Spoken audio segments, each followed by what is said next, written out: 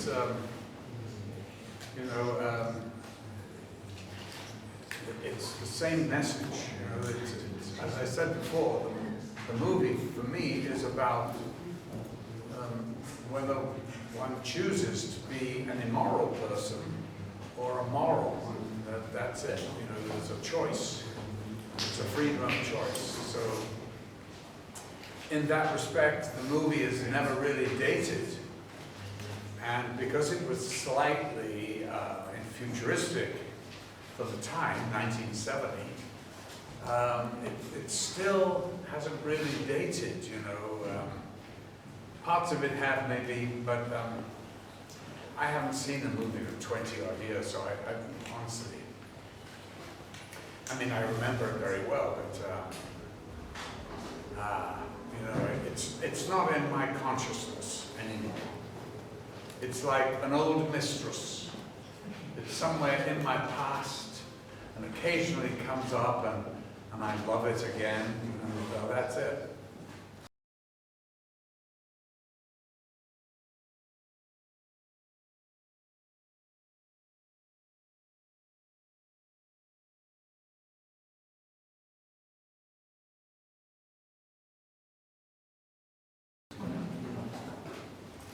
Well, you're absolutely right. The movies of that period were much more revolutionary and rebellious, I suppose. But don't forget, this is a time of great rebellion in Europe and in America. It was a time of the Vietnam War, which was deeply unpopular, not only in the United States, but in Europe. And there were huge demonstrations in Europe about the war in Vietnam and about nuclear proliferation. I'm speaking really of England, which is where I grew up, and what I remember, we used to call them the Orville Marston marches. You'd march for banning of nuclear weapons. You know, now, of course, we're marching to a slightly different drum, but nevertheless, you know, things are pretty scary, I think. And it's really, we haven't left our children really a very safe world to live in, I'm afraid. Things are pretty bad. When it first came out, I was shocked that people, or the press mostly, were horrified by the violence in the movie. Because, to be honest with you, I mean, okay, there is violence in it, yes, no doubt about it. But it's not like a Sam Peckinpah film. There's no blood, it's not a slasher movie. It's a highly philosophical movie in many ways. I always thought I was making a comedy, a black comedy, yes, but it's funny. And it's really interesting if I watch it today with an audience. Well, the last time was 20 years ago, but they really get the humor and they don't take it quite so seriously. But having said that, I think when it first came out, it was overwhelming. The look was had never been seen, and it was overpowering, and it was obviously an extraordinary look to the movie because every designer in Paris copied it. They were all, and Madonna went around, even David Bowie dressed as Alex. And they all did it. All these bands, they were all, you know, had the eyelash or whatever, the bowler, they were all doing it. So really that film, it really seeped into the consciousness of what was going on, you know, in society as a whole. And it really did permeate to lots of other art forms, you know. So it was really amazing.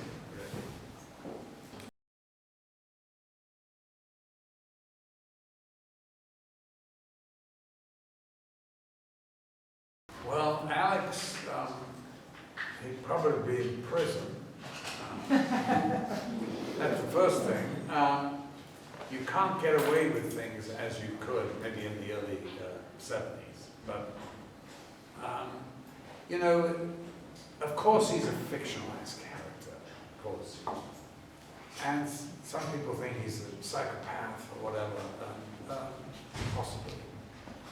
But when I read the book, I realized that I had to make people like him, but not cheat, not be sentimental about it. They had to like him on his terms. And that was the fun part of working out how I was going to do that. And the sort of spark, you know. So I kind of, I sort of made him that he's just loved life. Now, he particularly loved pillaging, raping, and whatever it is, beating people up. But, you know, that's what, but he was always high. You know, they were high on drugs, like they get today. I mean, gangs, you know, in certain cities in the States. Well, not only the States, I think London is pretty vicious too. You don't want to wear a gold watch in London. That's what I was told. Really weird stuff going on, but so, you know, it's going on the same way as it always did. Gangs, drugs, you know, whatever the criminal activity is. Just the emphasis changes. But there's always got to be people that are trying to play the system. And that's what Alex does and did. And what's amazing is that he kind of wins, you know. I think that's what made it hard for some people to stomach, was the fact that he went back to being his old self. I was cured, all right, is what he says. And so I think that was really hard for some people, you know, to accept that. But that's what made it really interesting, for me, anyway.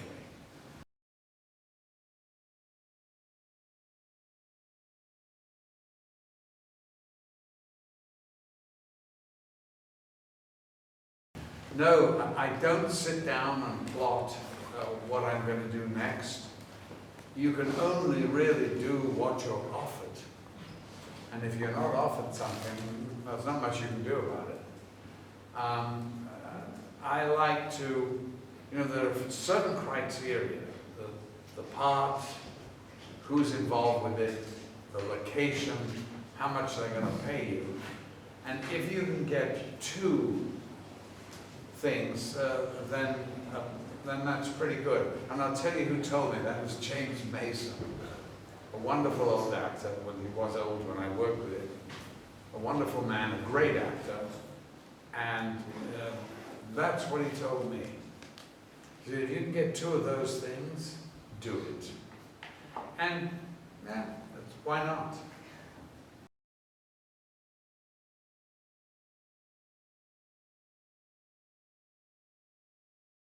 Oh my God, I would never tell you what my favorite director is.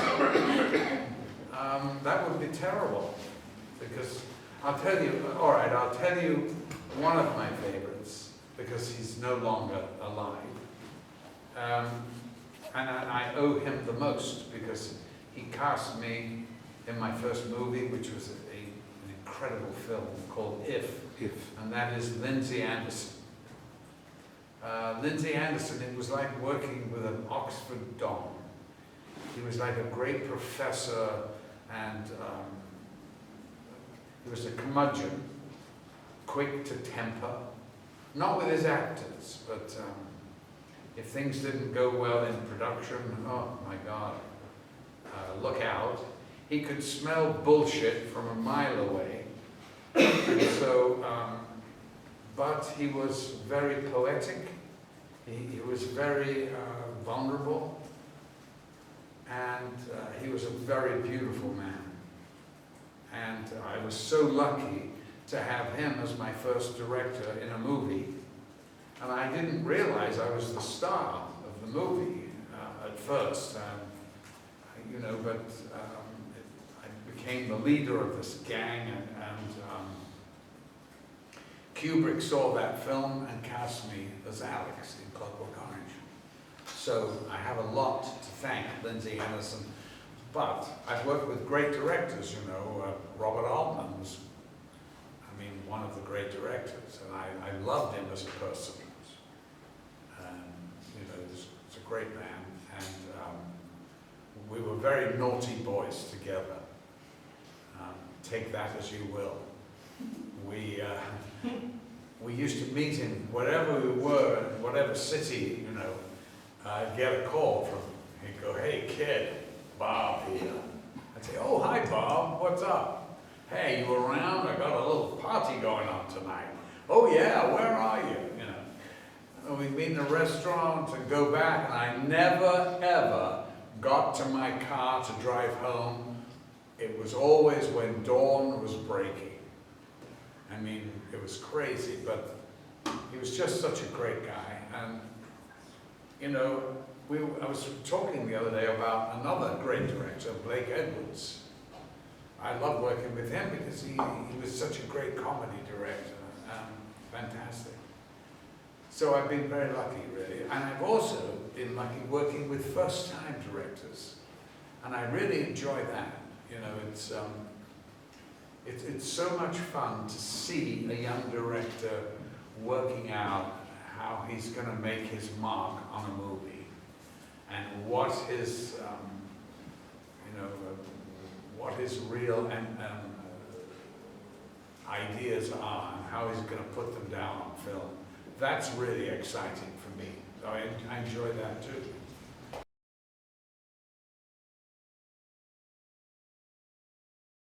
You know, things are pretty weird in the United States right now.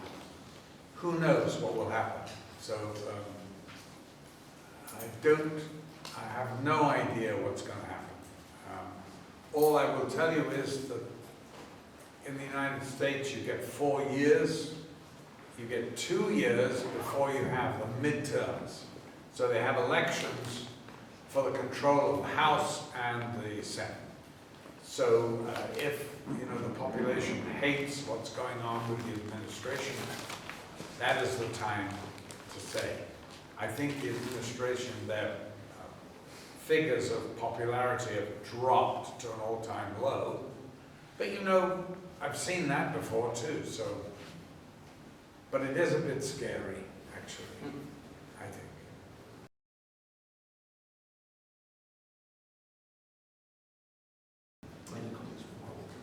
Well, you know, I am really pleased to see that some of the main countries of Europe have recognized Palestine. That is a step in the right direction, but they've got to stop this, you know, bombing on innocent people, you know, children particularly. And by the way, I shout out to your Prime Minister. In the Trump White House, the rolling of our eyes was, we all kind of cheered that when we saw it. Remember what we're talking about? Yes.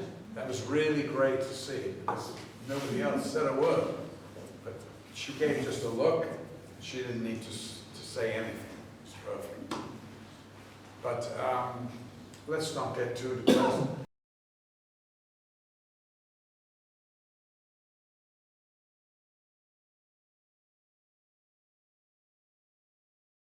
I like Tinto very much. He's a really very intelligent man, very extraordinary. And I liked him very much. We were comrades. I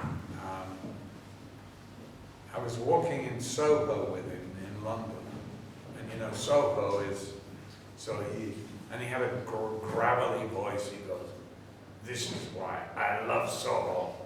Because it has sex, cinema, and food." And it's true, Soho is where, you know, the editing of the movies happen. It's where there's great restaurants, and it's where the vice trade, prostitutes are all over the place. So he loved that. I loved him. He was my partner, you know, and I really enjoyed working with him. He's a terrific man, really. And it's sad he's not well, and we wish him well. But you know, I don't think he's seen this version, but it's close to what he and I made. So.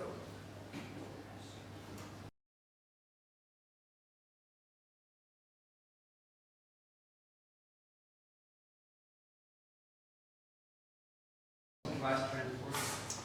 Done a Western, a Western, Last Train to Fortune, which I like, which you're in. You did the music. He did the music for it. And I've never made a Western, so that was fantastic. It was real fun to do. And then I have a movie Kevin Walker wrote. It's called Psycho Killer. Oh, they changed the title from Psycho Killer to PK because they would go to people's houses to try and rent the house, and they'd go, "What's the name of the movie?" "Psycho Killer." "No." "Oh, PK." "Oh yeah, come in." So that's why they changed the title, and that's got to open. I did a movie called Summer House. That's ready to open in a few months. Son of a Christian. Oh, Son of a Christian. No, that's not a movie. What else? I know there's another movie somewhere. I can't remember what it is. And I tend to do a lot of movies. which characters do you play in these movies? In which one? In this. Okay. Well, in one of them, it's called Summer House. It's a charming movie. It's shot, it's supposed to be 1970 on the East Coast of the United States. This young boy is 18, 19. He's waiting to be called up to Vietnam. He's the draft, he's got a number. So he takes a job looking after the patriarch of this noble family, supposedly. But the patriarch is an out-and-out alcoholic. And it's his job to look after him and measure out the alcohol and make sure that he doesn't go crazy. Well, you can imagine great things happen, lots of good things and bad things. So that's a movie I really enjoyed. It's very well written. And I think that's it. I'm about to do a Jane Austen movie, Northanger Abbey, but it's been, we're not doing it, they're not doing it as a period piece, they've updated it to now, and actually it's a very interesting script. So that's cool, and that's it. Last Train to Fortune. I just said that. Did they ask you what? Oh, what was the character in Last Train to Fortune? Well, Last Train to Fortune is it's about an English schoolmaster that is thrown out of his school job for striking the headmaster. It comes out during the film. Why? So he decides to go to the west of the United States to be the master at a tiny town called Fortune, where he will be the schoolmaster. He thinks a complete break with staid old England. But he gets to somewhere like Albuquerque, or a small town, and he's missed the train to Fortune. He's stuck there on a barren, one track, one little shack, and he's robbed by a gunslinger. And, you know, he's a schoolmaster, never stops talking, and manages to talk this gunslinger into guiding him on horseback to Fortune. And there's many things that happen on that journey, and that's what it's about. And it's a really nice film. Charming. Yes.